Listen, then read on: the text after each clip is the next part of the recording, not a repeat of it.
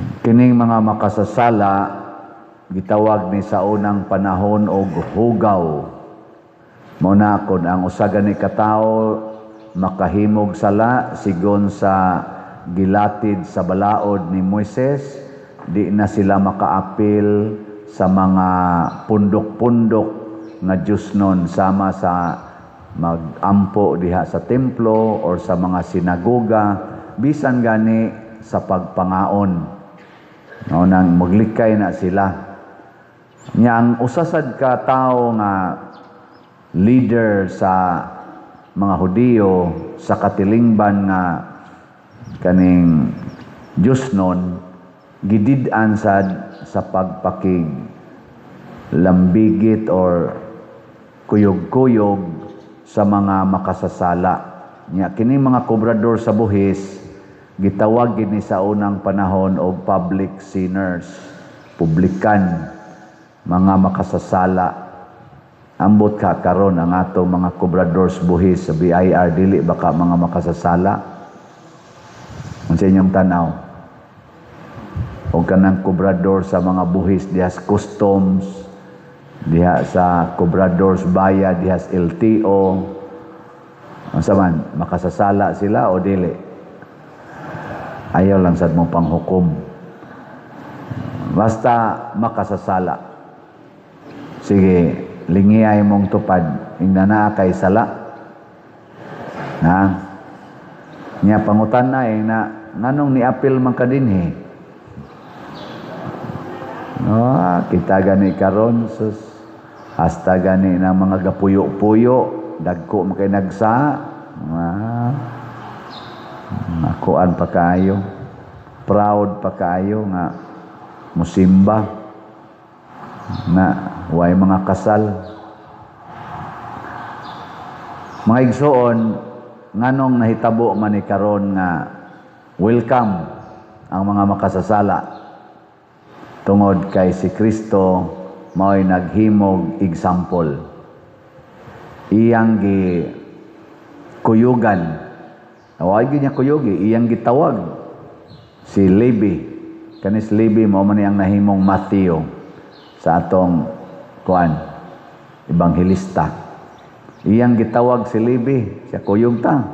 Ingos Levi asa man ta? Adto sa inyo. Siya ni hagad. Nya gikuyogan sa sila daghang kobradors buhis nangaon pagid didto sa balay ni Levi. Kuyog nakigsalo sa Hesus sa mga makasasala. Kamong mga asawa, ganahan mo mukaon kuyog sa kabit sa inyong bana? Mga kuan dahil mo, mga anti-Christ dahil mo. O kamo ba kang mga bana, ganahan mo makiginom sa kabit sa inyong asawa? Ha? Hoy, mga bana. Mapatay ginanako pa din. Dili mo mga kaliwat or dili mo mga Diosnon. Mao na gideklarar ni Kristo nga mianhi ko para sa mga makasasala. Usahay bitaw ako dili man sa nipagtamay kay ganahan man sa jud ko anang balaura kana bitang dress code sa atong simbahan nga dili makasulod basta mag-sleeveless ka. Na may mga simbahan nga ingon ana, di ba? Nga dili ka pwede mag-sleeveless, di ka pwede mag-short. Nindot man na siya kay para gyud ma-honor nato nya formal, nya balaan. Pero kung nato bayang tan-awon ang kinabuhi ni Kristo, murag og siya tingali maoy magbantay sa pultahan sa templo, murag dili siya mo istrikto ana. Ngano man? Kay matod pa niya ni anhi ko para sa mga makasasala. Og kanang sleeveless gitawag na natog makasasala. Mao nay paborito ni Kristo. Matod pa niya ni anhi ko para sa mga makasasala. Unyag di na nimo pasudlon sa misa. Imo pag yung kasabaan tingali or ibas pag yun sa social media. Og pananglitan og duna na siya initial nga attraction ngadto sa Ginoo, maputol, mapaong. Nga naman, rejection man ang iyang na sinati. Ngabto to'y istorya sa usa naghatag na mog retreat na siya'y giistorya ba ambot og tinuod ba to o iya lang tong himo-himo nga naa kunoy usa ka prostitute. Kanang prostitute, unsa man na sila makasasala o dili? Oy, tubag mo kasasala. Unya, katong maong prostitute, ni istorya kuno niya nga usa ka gabi niya na gi daog-daog gid siya sa iyang customer. Gi abusahan gid siya ba? Abuso to the max. Nya wa man siya mag-prostitute di ay nga iyang kagustuhan. Batan-on pa siya, mga 11 anyos, gi-rape siya sa iyang uyuan o gidala siya ngadto sa kaila sa iyang uyuan nga mga bugaw o gi-remit siya didto o gi-blackmail siya sugod ato nagiingnan siya kon mo piyait gani ka patyo namo imong mga igsuon o ang imong ginikanan mo na ay nalang yung piyait sunod na lagon siya mong isulti niya kay graduate raman siya elementary nisunod siya injeksyonan siya drugs niya kay batanon pa man na siya customer tulong adto 5 kalaki kada gabi hangtod nga ni edad siya mga 16 or 17 anyos grabe na gyud ang iyang nasinati nga kasakit kamo imagine ninyo kada gabi duaan kag tulong adto 5 kalaki nya ang gasugod nimo sa imong nahinungdan nimo gi-rape kas imong kaugalingong uyuan nga buangon sad unsa may inyong bation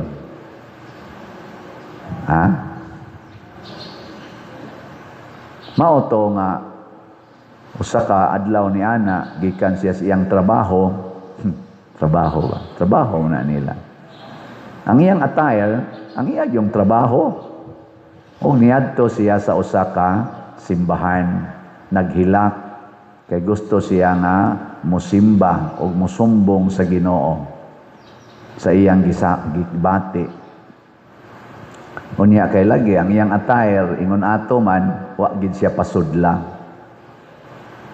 ug mao tong nakaingon siya hasta ang Ginoo mosalikway na nako may pagmaghikog ana mao to istorya nagkakita sila matud pa niya og iyang natambagan og niya kabiya gyud ang maong babae gikan sa iyang kinabuhi nga gipuy-an kay iyang gitabangan adtong among retreat master mo nang niingon siya ang pag-welcome sa mga makasasala gigamit na ni Kristo nga instruction natong tanan nga mga Katoliko aron maluwas sila gikan sa ilang pagkamakasasala. Munang ningon si Kristo, nianhi ko para sa mga makasasala.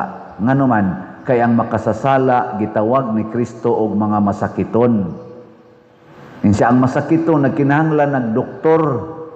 Pero ang may glawas wa na magkinahanglan doktor. Siya man mao ang atong supreme doctor, the healer. Nya di man niya ayuhon ang ato rang lawas, ang ato mangkalag. Nya unsaon man nimo og imo na nang i-reject sa sinuluban palang daan i-reject na nimo. Ako na man ko'y mga kaila nga nagsugod may ka-encounter diha sa simbahan. Siksi kay sila. Ako ganahan sa kumo misa kay siksi man. Nindot kita naon, ya moingon din nako ang ubang mga tigsim di ni wa ni kayo mahitabo pa dinhi pero nahitabo ni dito sa Liloan, nahitabo sa ni sa previous na kong gialagaran nga parokya. Oy padiroy kana si kuan ba na kanang bayhana ba kuan lagi kay na siya sinuluban revealing kayo ato kanang sultihan oy nako ayaw lang. Ngano man ako ganahan man ko.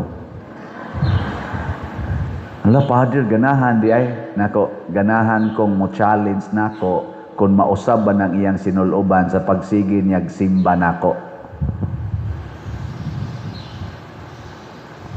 O nausab yun ang sinuloban. Nausab yun. Wa ko maingong usba imong sinuloban. Sa sige niyang simba kay malingaw, nausab yun. Siya na'y nag-usab niya. O gimingaw nako atong iyang unang sinuloban. Kaya inigkalawat niya sa una, malipay mo ko magtanaw.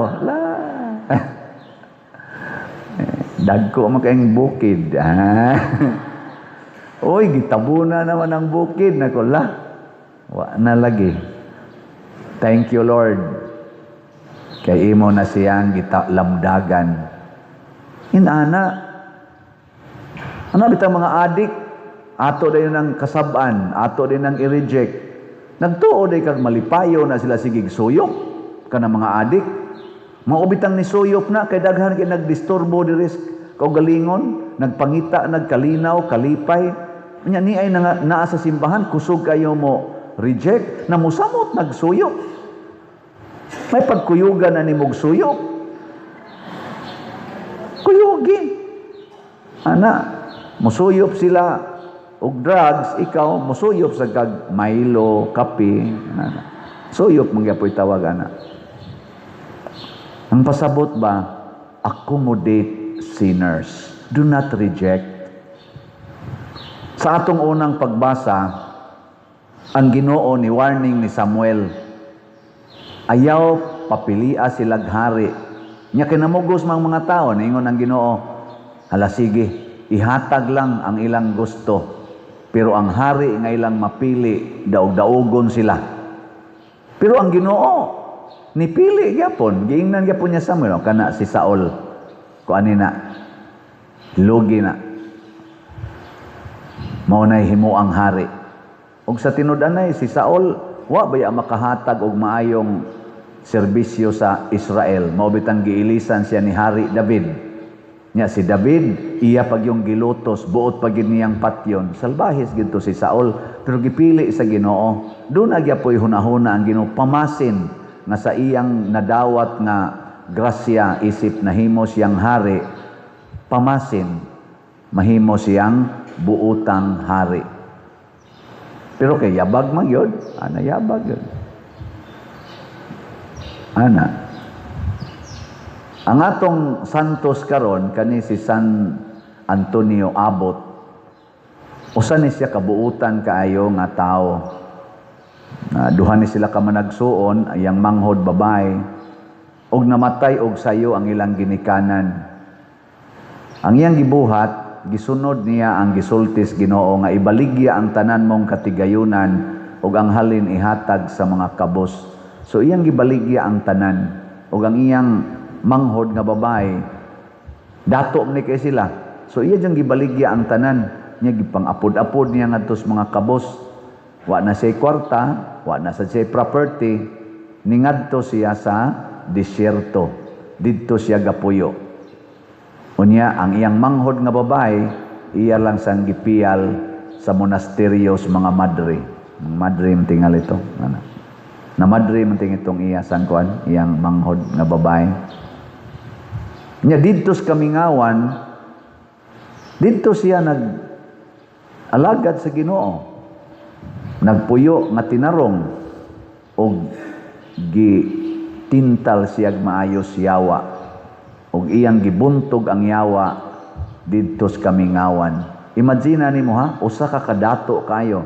Kani si Saul, dato man ni kayo ang iyang pamilya.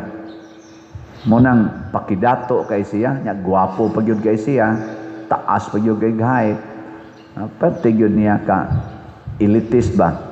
Si San Antonio dato sa to kay siya. Pero sa sigin niyang simba, sigin niyang sud og simbahan, nakadungog siya sa mga pulong sa Ginoo nga biyae gid ang tanan. Pagkamatay siyang ginikanan nga siya na mo desisyon, iya yung gituman ang pagbiya sa tanan. Nilingi ay mong tupad. Ing na andam kang mobiya sa tanan. Ing na. Wa man lagi mo lingi. ing na biyaan nimo tanan nya imong ipalit og slat ang halin. Ana. Oh, wow. Managana dayon ta. O kanang maong attachment nato sa mga butang sa kalibutan, maunay muhatag natog kasakit. Mao sad nang panahon nga mo reject tag mga sinners. Di man kakadawat sa inyong balay sa mga inilang kawatan. Kanang kawatan ba? Kay hadlok mga kawaton ng imong butang. O di mo siyang i-reject. Di sa kakadawat sa kabit sa imong bana or kabit sa imong asawa, bisag nagbag-o na kay basin unya ibalik ang kahapon. Labi nagmaingon, pwede anhi ko higda ma'am sa inyo bisag 1 week lang nya kabit na sa imong banas una, imong pahigdao sa inyo. Nya ang imong bana moingon, bitaw day may sa gini natong sagupon kay wa ra ba ni balay. Unsa man? Oyon ka. Di ka mo oyon. Unya ningon mas Kristo, wa ko'y balay og inyo kong gidawat sa inyong balay sulod sa langit. Yan ingon sa siya, wa ko'y balay, wa ko nimo dawatas imong balay adto kas impierno. O maimpierno na ka. Sugot ka, maimpierno ka. O dili sad. Nya mo dawat kas kabit nga way balay. Di sad. Diha ta dapita na sayop. Mao na siya ang duwa sa yawa sa kalibutan. Nga naman, ang center sa atong desisyon mao ang atong personal safety and welfare. Mao na nahitabo sa atong mga leaders karon. Una sila mutabang sa mga panginahanglan sa atong katawhan sa Pilipinas, ila usang tagbawon ang ilang personal nga panginahanglan sa kwarta. Maunang wa may katagbawan ang ilang kaugalingon anang hurot yung atong millions, billions, even trillions karon. Kanus apakaha matakdan ang atong mga leaders og kita. Kanus apakata matakdan ni Jesus. Kanus apakata matakdan ni Santo Niño. Sige tag-ingon kanamo maluoy kaunta kanimo nang ilaba. Karon ang atong dagat diha between sa Cebu ug ngadto sa Lapu-Lapu. Hala, nindot karon tan-awon kay gapluvial parid karon. Ana, kay gi-honor gyud si Santo Niño pero pila ra ka ana ang tinuod gyud nga mo practice sa gitawag natog paghigugma sa mga makasasala. Mao man ay hagit karon. Ang usa ka makasasala nga mahigugma sa iyang isig ka makasasala maliwat sa Ginoo. Apan ang usa ka makasasala nga mo reject sa iyang isig ka makasasala maliwat sa demonyo. Gilingi imong tupad. Last na lang ning lingi. Ang di mo lingi, automatic liwat sa demonyo. Gilingi ing na sugod karon asa ka gusto maliwat. Nasugod karon asa ka gusto maliwat. Ana,